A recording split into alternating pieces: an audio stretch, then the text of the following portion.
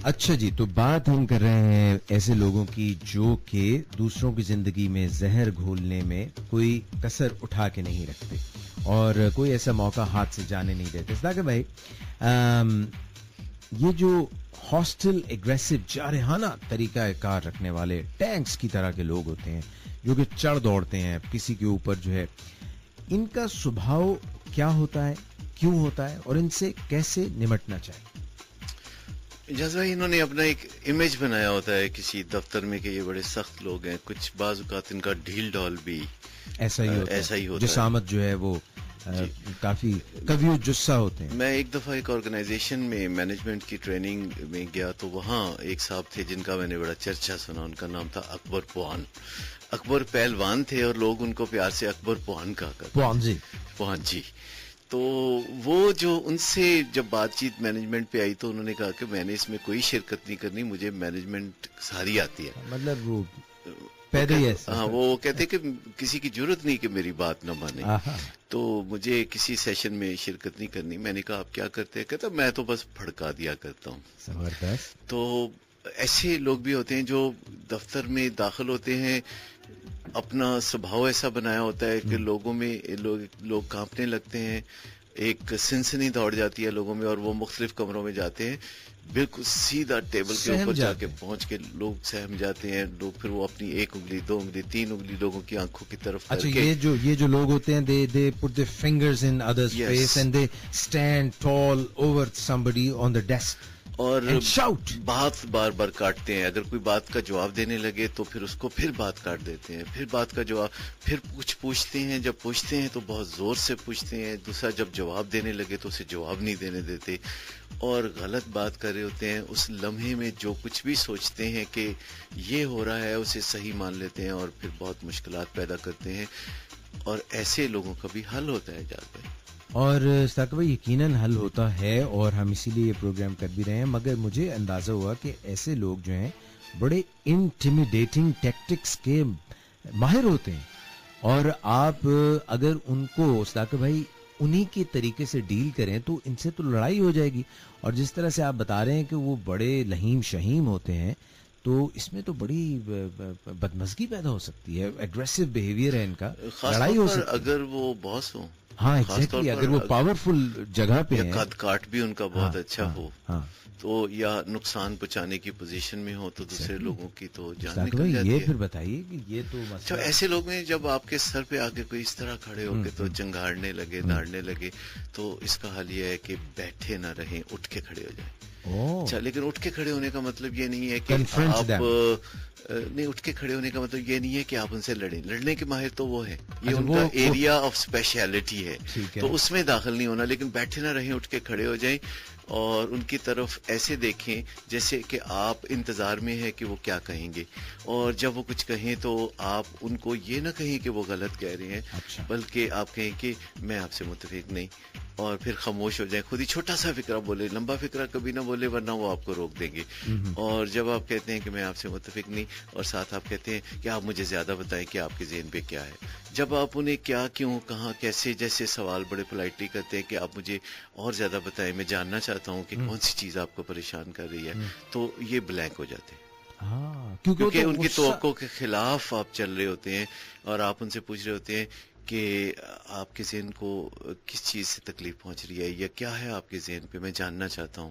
اور بیٹھے ہوئے جب آپ ہوتے ہیں تو قدرتی طور پر ایک ایکول لیول جو نہیں ہوتا آئی کانٹیکٹ کا، تو اس سے ان کو چڑھائی کرنے میں اور حاوی ہونے میں مدد ملتی ہے. تو ایک تو یہ ہے کہ اپنی 2 ٹانگوں پہ کھڑے ہو جائیں، ٹھیک ہے، اور سیدھا جو ہے ان کی آنکھوں میں دیکھتے ہوئے، لیکن چہرے پہ غصہ نہیں ہونا چاہیے. اور اگر وہ آپ کی بات کو کاٹیں تو آپ انہیں کہیے شیدے تم نے میری بات کاٹی ہے.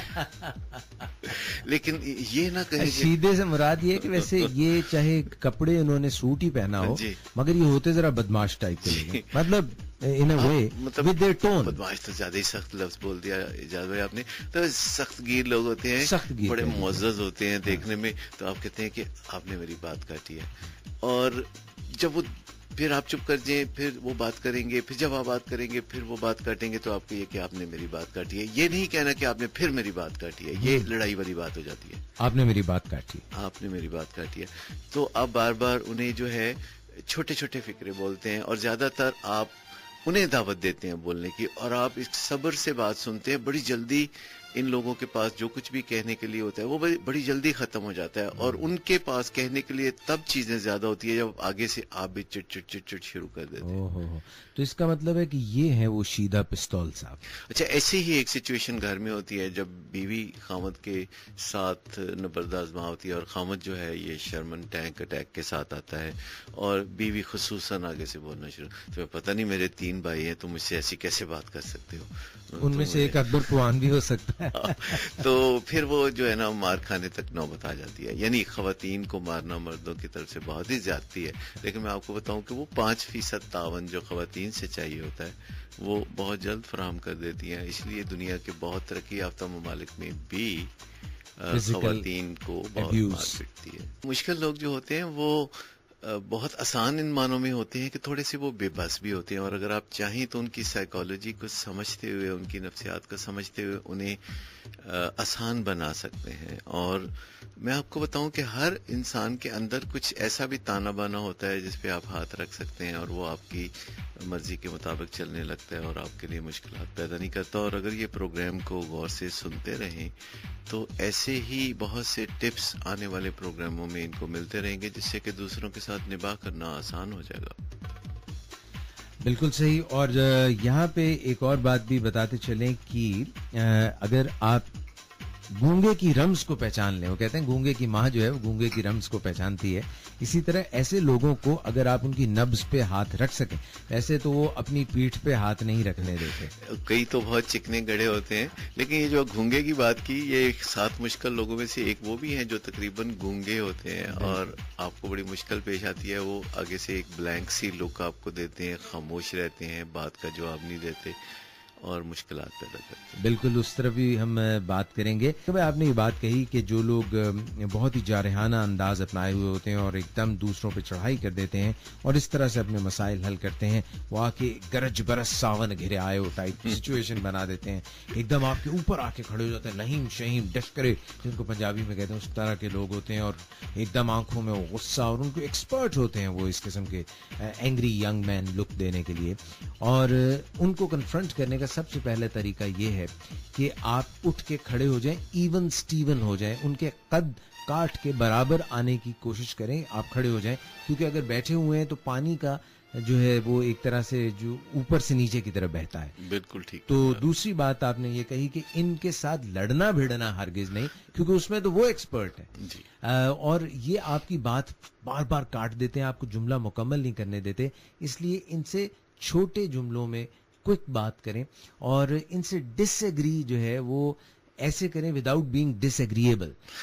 آپ انہیں یہ نہ کہیں کہ غلط کہہ رہے ہیں آپ انہیں کہہ سکتے ہیں کہ میری رائے مختلف ہے، میری رائے مختلف ہے، میں متفق نہیں، لیکن میں جاننا چاہتا ہوں کہ آپ کے ذہن میں اور کیا ہے، میں سمجھنا چاہتا ہوں کہ کون سی چیز آپ کو اذیت دے رہی ہے. تو جب ہم ان کے فیلنگ لیول پہ بات کرتے ہیں اور سننا چاہتے ہیں، کیونکہ اس وقت انہیں قائل نہیں کیا جا سکتا، ایک بفرے ہوئے دریا کو قائل نہیں کیا جا سکتا کہ تم کناروں کے اندر چلے جاؤ، وہ خود کناروں کے اندر جاتا ہے، اسے جانا ہوتا ہے. لیکن آپ تھوڑا سا انتظار کرتے